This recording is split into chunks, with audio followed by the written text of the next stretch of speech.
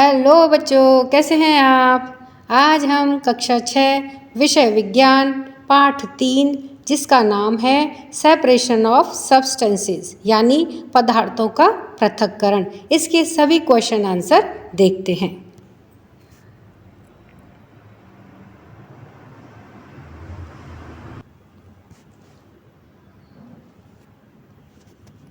प्रश्न 1, पदार्थों को पृथक करने की हमें आवश्यकता ही क्यों होती है।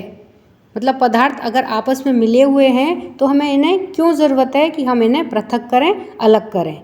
तो इसका उत्तर है, जो पदार्थ उपयोग में लिया जाना है उसमें हो सकता है कि हानिकारक अथवा अनुपयोगी पदार्थ या अशुद्धियाँ मिली हुई हों। क्योंकि जो पदार्थ हम उपयोग में ले रहे हैं उसमें कोई हानिकारक, अनुपयोगी पदार्थ या कोई अशुद्धि मिली हुई हो। इन्हीं सब वजहों से किसी भी पदार्थ को उपयोग में लिए जाने से पूर्व हमें उसमें उपस्थित अनुपयोगी, अशुद्धियों, हानिकारक पदार्थों को पृथक करने की आवश्यकता होती है, जिससे कि हम केवल उपयोगी पदार्थ को अच्छे से प्रयोग में ला सकें।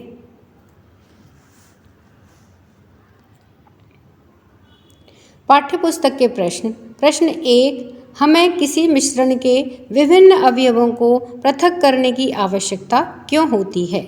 2 उदाहरण लिखिए। उत्तर है, हमें किसी मिश्रण के विभिन्न अवयवों को पृथक करने की आवश्यकता निम्न 2 कारणों से होती है। तो मिश्रण जो होता है वो 2 या 2 से अधिक पदार्थों का मेल को मिश्रण कहते हैं। तो इसको हमें पृथक करने की आवश्यकता 2 कारणों से होती है। पहला है कि किसी पदार्थ को उपयोग में लेने से पहले उसमें से मिश्रित हानिकारक तथा अनुपयोगी पदार्थों को पृथक करने हेतु। दूसरा है, किसी मिश्रण में से उपयोगी पदार्थ को पृथक करने हेतु जिनकी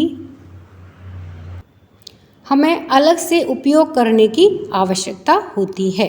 उदाहरण, अब इसमें बताया कि पहले वाले में तो हमको हानिकारक अशुद्धियों को पृथक कर दें और दूसरे वाले में हम उपयोगी पदार्थ को पृथक कर लें और जिससे कि हम उसको आगे उपयोग में ला सकें। तो इसमें ए है कि अनाज से भूसे को अलग करना। भूसे को हम पशुओं के चारे के रूप में काम लेते हैं।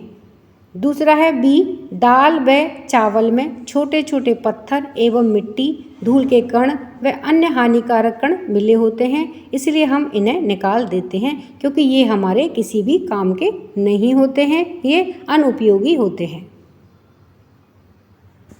प्रश्न 2, निष्पावन से क्या अभिप्राय है, यह कहाँ उपयोग किया जाता है।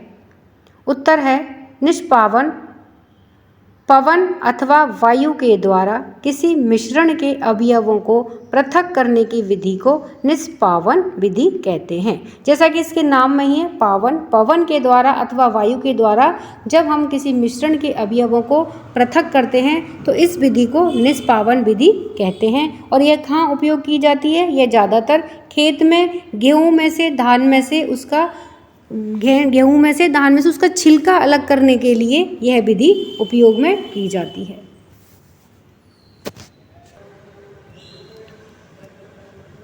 प्रश्न 3, पकाने से पहले दालों के किसी नमूने से आप भूसे एवं धूल के कण कैसे पृथक करेंगे।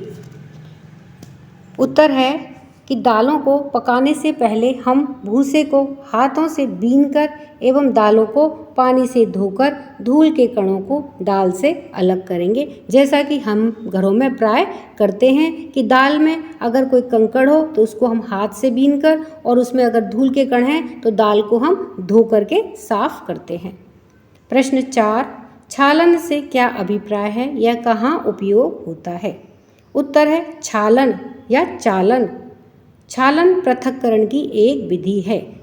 इसमें छालन से ही स्पष्ट हो रहा है कि इसमें छलनी का प्रयोग किया जाता है। तो छलनी के द्वारा इसमें पृथक्करण होता है, इसलिए इसको छालन या चालन कहते हैं। इसमें छलनी के छिद्रों से महीन कण छन करके नीचे निकल जाते हैं, जबकि बड़ी अशुद्धियाँ छलनी में ही रह जाती हैं। यानी कि इसमें छलनी के माध्यम से पृथक किया जाता है, जिसमें से बड़ी अशुद्धियाँ तो छलनी में ऊपर ही रह जाती हैं और बारीक उसके छिद्रों में से निकल करके नीचे आ जाती हैं। निष्पावन तथा थ्रेसिंग के बाद गेहूं में बचे हुए पत्थर, डंडियाँ तथा भूसे को पृथक करने के लिए दूर करने में प्राय छालन का प्रयोग किया जाता है।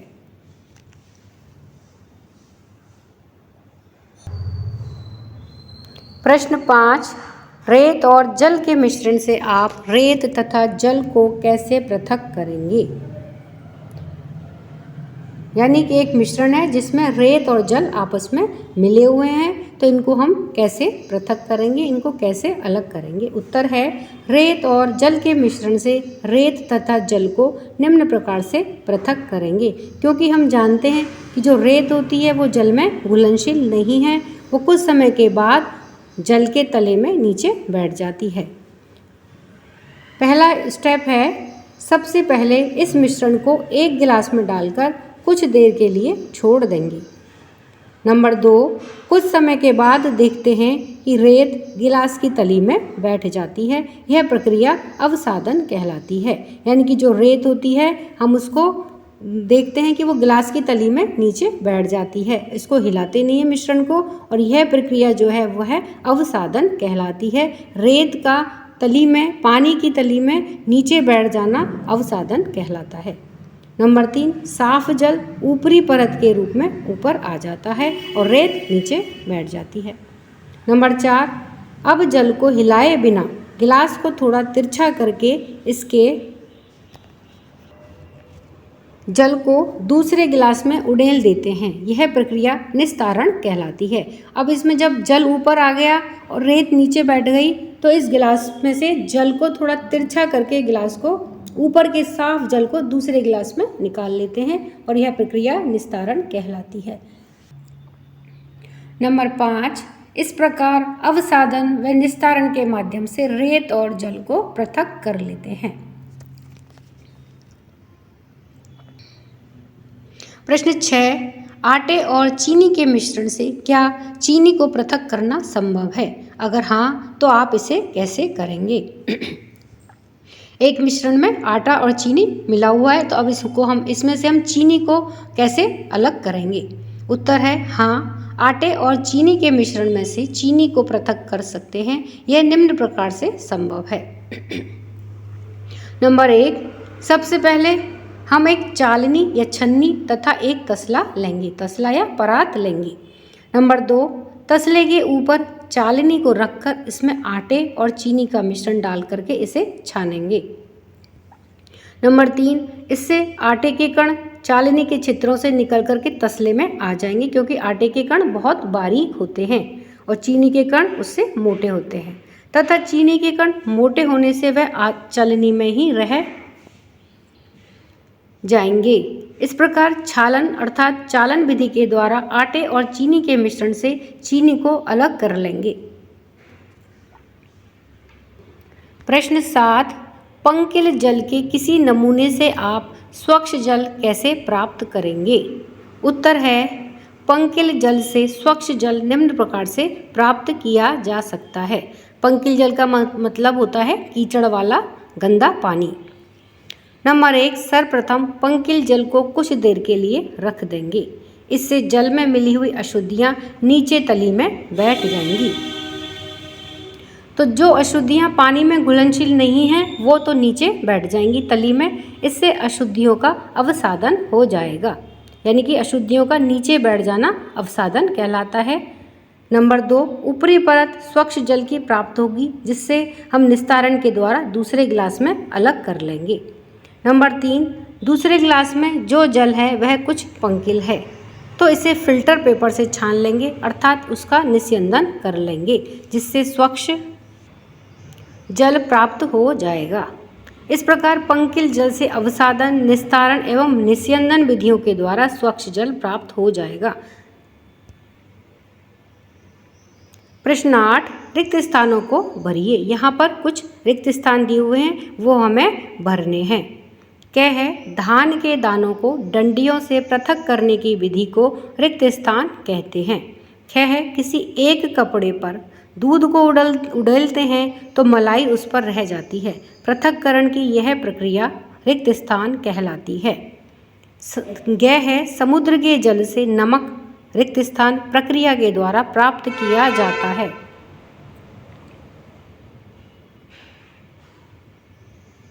ग है जब पंकिल जल को पूरी रात एक बाल्टी में रखा जाता है तो अशुद्धियाँ तली में बैठ जाती हैं। इसके पश्चात स्वच्छ जल को ऊपर से पृथक कर लेते हैं। इसमें उपयोग होने वाली पृथक्करण की प्रक्रिया को रिक्त स्थान कहते हैं। अब उत्तर देखते हैं इनके।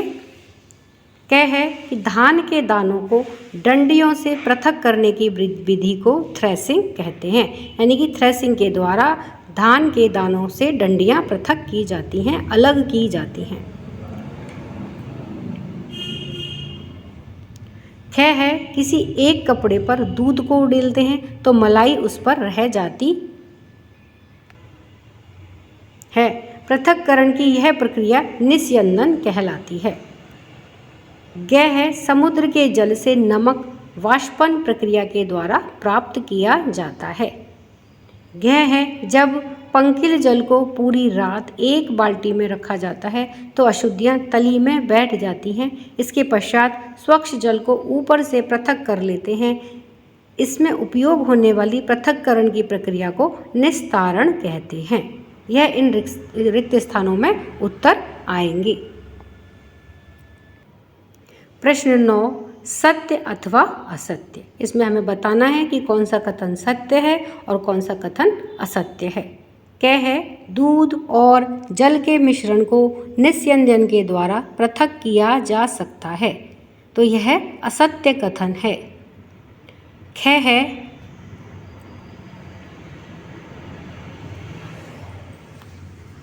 नमक तथा चीनी के मिश्रण को निष्पावन के द्वारा पृथक कर सकते हैं, यह असत्य कथन है। ग है चाय की पत्तियों को चाय से पृथक्करण निस्यंदन के द्वारा किया जा सकता है, तो यह सत्य कथन है। घ है अनाज और भूसे का पृथक्करण निस्तारण प्रक्रम के द्वारा किया जा सकता है, यह असत्य कथन है। प्रश्न 10, जल में चीनी तथा नींबू का रस मिलाकर शिकंजी बनाई जाती है। आप बर्फ़ डालकर इसे ठंडा करना चाहते हैं, इसके लिए शिकंजी में बर्फ़ चीनी घोलने से पहले डालेंगे या बाद में? किस प्रकरण में अधिक चीनी घोलना संभव होगा? उत्तर है कि यदि शिकंजी को बर्फ़ डाल करके ठंडा करना हो तो नंबर 1, शिकंजी में चीनी घोलने के बाद ही बर्फ़ को डालेंगे। नंबर 2, शिकंजी में बर्फ़ डालने से पहले चीनी अधिक घोलना संभव होगा, क्योंकि बर्फ़ डाल देंगे तो जो हमारा मिश्रण है वह ठंडा हो जाएगा और उसमें जो चीनी के कण हैं, जो चीनी के अणु हैं, वो बहुत जल्दी से नहीं घुलेंगे, वो उतने जल्दी एक्टिव नहीं होंगे जितना एक नॉर्मल पानी में पहले चीनी घोल लेंगे और उसके बाद बर्फ़ डालें तो वो ज़्यादा संभव होगा। तो इस तरह से हमारे सभी प्रश्न उत्तर पूरे हुए हैं। चैनल पर नए हैं तो चैनल को सब्सक्राइब करना ना भूलें। वीडियो पसंद आने पर वीडियो को लाइक करें, शेयर करें। धन्यवाद।